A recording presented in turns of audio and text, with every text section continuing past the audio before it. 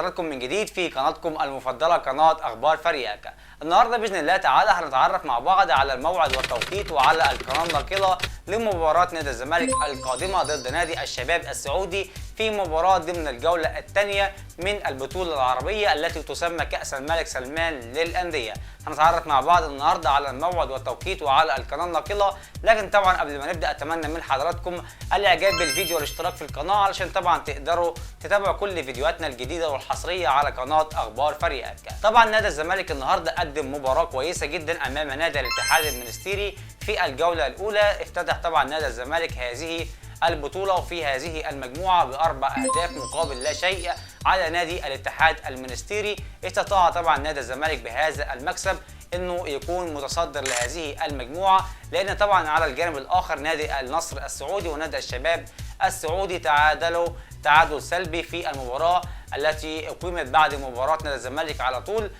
تعادل سلبي، فاصبح دلوقتي ترتيب المجموعه نادي الزمالك في المركز الاول برصيد 3 نقاط، نادي الشباب في المركز الثاني برصيد نقطه واحده، نادي النصر في المركز الثالث ايضا برصيد نقطه واحده، وفي النهايه طبعا نادي الاتحاد المنستيري في نهايه هذه المجموعه بدون نقاط. طبعا كانت مباراه كويسه جدا طبعا من لاعبي نادي الزمالك، وفي البدايه طبعا كان التشكيل كويس جدا من المخضرم أوسوريو المدير الفني لنادي الزمالك، وكان طبعا في جديه وفي حماس في لاعبي نادي الزمالك. قدروا طبعا بهذا الحماس وهذه الجديه انهم يتخطوا نادي الاتحاد المنستيري بنتيجه طبعا كويسه جدا ومرضيه لكل جمهور نادي الزمالك 4-0.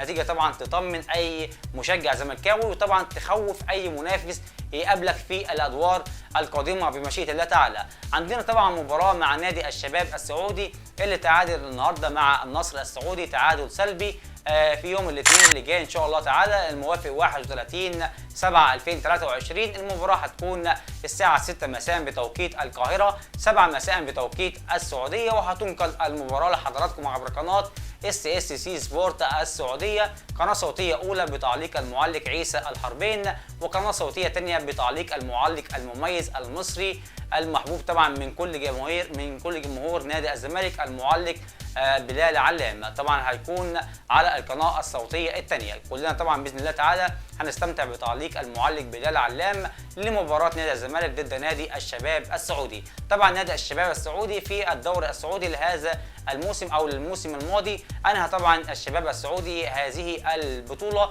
وهو في ترتيب المركز الرابع. فطبعا نادي الشباب السعودي نادي كويس جدا وقوي جدا على فكره، وشفناه النهارده في ماتش النصر السعودي. وطبعا نادي الشباب السعودي بيمتاز انه طبعا بيشارك في هذه البطوله وهو على ارضيه سعوديه في وسط جمهوره وعلى ارضيه ملعبه، فهيواجه طبعا نادي الزمالك. فعايزين طبعا هدوء من لاعبي نادي الزمالك في المباراه القادمه بمشيئه الله تعالى علشان طبعا نقدروا نتخطوا نادي الشباب السعودي. لو قدرنا ان احنا نحقق اي نتيجه ايجابيه امام نادي الشباب السعودي بمشيئه الله تعالى نقدر نصعد من هذه المجموعه ونصعد الى دور الثمانيه في هذه البطوله. عايزين على الاقل يعني لو ما خدناش هذه البطوله نكون متواجدين في المربع الذهبي من هذه البطوله، وان طبعا نادي الزمالك يقدر بمشيئه الله تعالى انه يحصل على بطوله كاس الملك سلمان للانديه لهذه النسخه. طبعا شفنا نادي النصر مع الشباب السعودي، المباراه طبعا كانت صعبه ما بين الفريقين،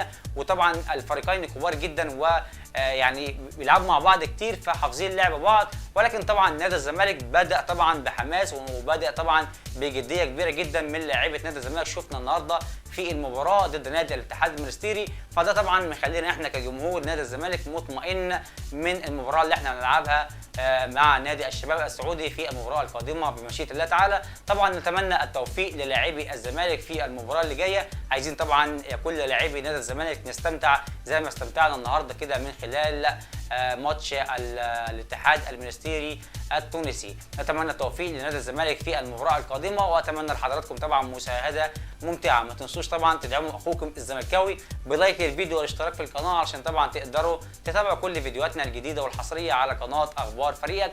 دمتم على خير والسلام عليكم ورحمه الله تعالى وبركاته.